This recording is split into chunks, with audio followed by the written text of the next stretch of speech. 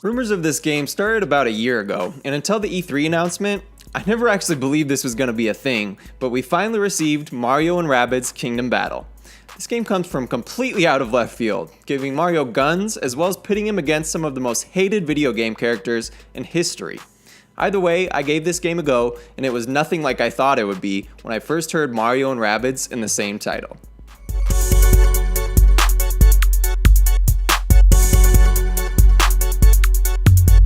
Kingdom Battle runs at 900p and 30 FPS, and I've gotta say, Ubisoft has done a great job presentation-wise. This is probably the best looking Mario we've ever seen.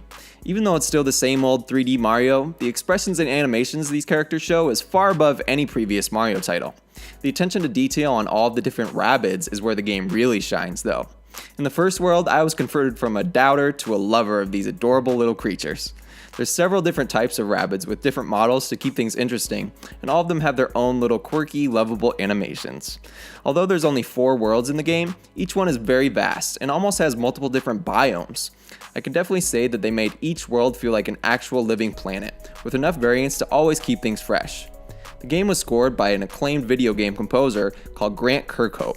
You may not know the name, but there's a good chance this guy produced some of your favorite video game songs of all time. His catalog consists of some of Rare Software's earlier games, including GoldenEye, Perfect Dark, and most importantly, Donkey Kong 64. I can't include any of his tracks here for copyright reasons, but do yourself a favor and go search the soundtracks for any of those games. Kirkhope did not fall short for Kingdom Battle as well, and it makes me even more excited to play Yooka-Laylee on Switch, if we ever get it. I'd like to put a disclaimer here before this next section, because I actually just played through Fire Emblem Fates only about 3 or 4 months before I played this. I've never played an XCOM game before, but my first experience with tactical turn-based RPGs was with Path of Radiance for the GameCube, so I've been a fan for a while now. Kingdom Battle actually has a lot more depth to its combat than I originally thought. Throughout the game, you'll earn coins through completing battles and also through exploration, which can be used to upgrade your weapons as you unlock more through progression. Also worth noting is the amiibo functionality, which gives you access to free guns for each corresponding character and their Rabbid counterpart. I wouldn't say any of these free guns necessarily give you the upper hand, but I guess it still can help out early when you're struggling for upgrade money. In addition to the coins, we have the slightly more lucrative ability orbs, which can be put into skill trees to gain different passive and active abilities. Each character has 3 different skill trees, which can be played around with quite a bit. The game lets you reset your skill points at any time though, so you can try something new at any point. It's definitely a great and necessary feature to have these skill trees, but I think they missed the chance to add a whole nother level of replayability here.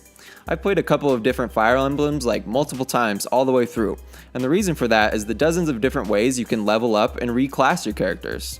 This, along with the different options for relationships between your characters, really gives you incentive to replay the game in a different way.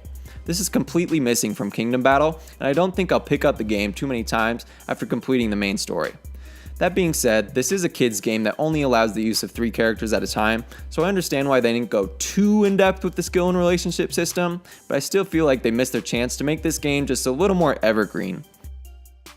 Being a Fire Emblem player, and also just a stubborn person in general, I made sure I never played any battles on the easy mode.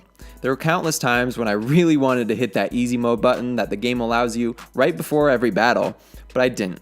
I don't regret it because it made the game a whole lot more rewarding, but I did have an extremely tough time on quite a few of these battles.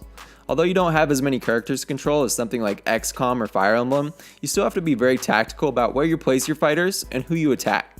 Most of the Rabbids have extremely high mobility as well as varying types of attacks, which really keeps you on your toes for every battle. Some of the Smasher type Rabbids for me were even harder than the bosses, and it can get kind of frustrating, but just like most turn-based RPGs, it's super rewarding after working in a fight for a long time to get it right. The boss fights are generally pretty hard as well. Each one takes about 30 to 45 minutes if you kind of know what you're doing, which is really nothing when you compare it to some Fire Emblem battles that literally took me days, but they can still take quite a bit of thought and strategy. Like I said before, I quickly fell in love with the Rabbids after completing the first world, particularly when I saw all of the adorable Rabbid Kong animations. There's a lot of action cutscenes during the boss fights, and even some XCOM type action scenes in between turns, which really helped to keep the already great gameplay fresh and dynamic. My turn-based RPG palette wasn't completely cleansed due to my recent Fire Emblem playthroughs, but this game still provides some tough, rewarding gameplay that completely surpassed my expectations of this silly looking game. So this game's currently priced at $60, and I'm pretty sure it's probably going to go down to $50 at least by next holiday season. I don't regret the money I spent here just because there's a ton of content, but after finishing the main story, there's really no incentive to go back and do things differently.